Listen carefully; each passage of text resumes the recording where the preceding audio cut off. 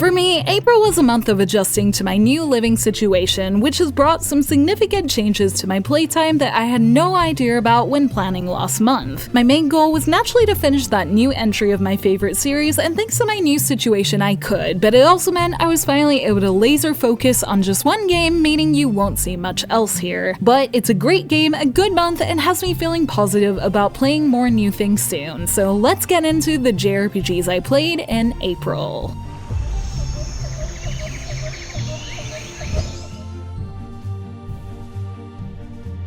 Since I received Atelier Yumia in March, I was determined to finish it in April and actually managed to on its final morning. A lot of this was thanks to figuring out how to do that with the new changes to my schedule after moving that may have just changed my playstyle for the better going forward as I've found more ways to play. As I started to spend more time with the Switch demo version of Yumia instead of my main save on PS5 in early April, it was where I really started to notice that my commute here must be longer, and while bringing my laptop means I get plenty of video editing time, I needed to do something about my playtime too, as it was going really slow at first with my limited home time. If you saw my shorts last month, eventually I noticed that my internet upload is much better here, and after some trial and error, I was able to get remote play going on my phone and eventually got a controller setup going that means I can finally play my PS5 games on the go, and I would credit at least 30 hours to remote play helping me get to the end of my Yumia journey sooner and enjoy it more in the process that I'm forever grateful for. I was still able to get my distracted world exploring time in, but thanks to overall having more time to play, I was also able to get into a better rhythm of things, usually with a little exploration, then stumbling across plot, and then getting to synthesis towards the end of the time I was playing in. And then I could finally play Yumia the way I wanted. I was remembering mechanics better because I was playing more frequently, and spent more time diving into the parts I enjoyed, often character events and the main story. I came to really love it as I got to the end, with Yumia probably my favorite Atelier protagonist out of all the ones I played, as her motives and overall vibe are really what I love in a good main character, and thanks to having more time with her and taking more side routes to get to know everyone and then see different sides of her, I feel confident in saying that, but also kind of really like the whole cast too. My review for it will either be out now or out right after this video, and I hope you guys enjoy hearing my overall thoughts on this big game. Whether you guys are done with it, playing daily, or exploring when you have free time, no matter what, I hope you're enjoying it and playing in a way you like, as there really is a great Atelier to enjoy a great journey in.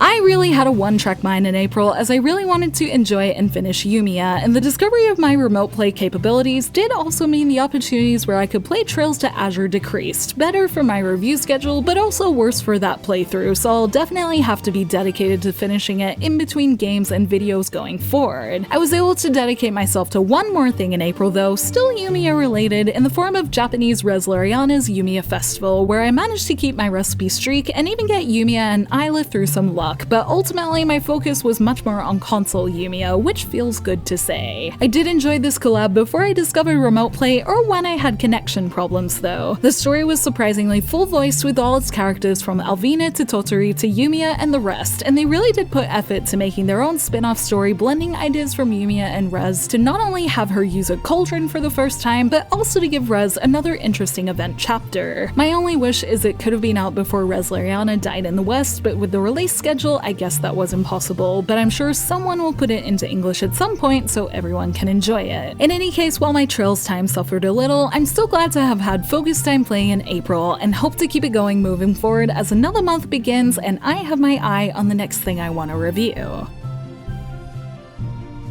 May has begun, and since I'm working on videos right now, I'm still feeling like I'm between games as I make this, except for potential Trails time of course. I am trying to take it a little easy though, as soon one of my most anticipated games is about to be here, and I'm ready to hopefully have another really fun JRPG experience, especially with my new way to play. Death End Request Coast Z comes out on the 13th and has me pretty excited to see the next entry in the Death End series for the West. The last one came out in the year that was 2020, so I can't say it's fresh in my mind, but there are meant to be a lot of cameos and main characters returning in this new roguelike entry that will likely make way for a third one to come too. I'm looking forward to playing and seeing what good and bad ends it'll let me get, and returning to its dark story world that will hopefully get me a little scared, and can't wait to jump into a new Death End Request story with its interesting new genre twist. As for the rest of my list, there are things I'm interested in, I'm just not sure if they're achievable time-wise or not, as while my setup is better, time is still finite. I received Sea of Stars recently, and it has new DLC coming on the 20th. Scarlet Salvation is an Idea Factory game I need to look into. There's a new Resleriana Academy event already going. I'll probably miss Fantasy Life when it comes on the 21st, and Fuga 3 is coming on the 29th, but I still need to play the second one. I might be open to playing one of these if I have the time. It'll just depend how long Death End Code Z ends up being, but in any case, I'm mostly looking forward to continuing to feel like I can finish at least one JRPG without it taking me more than a month. Whatever you all choose, I hope you enjoy what you try and anything you're continuing with too, as another month with an interesting lineup gets underway with plenty of good things to play.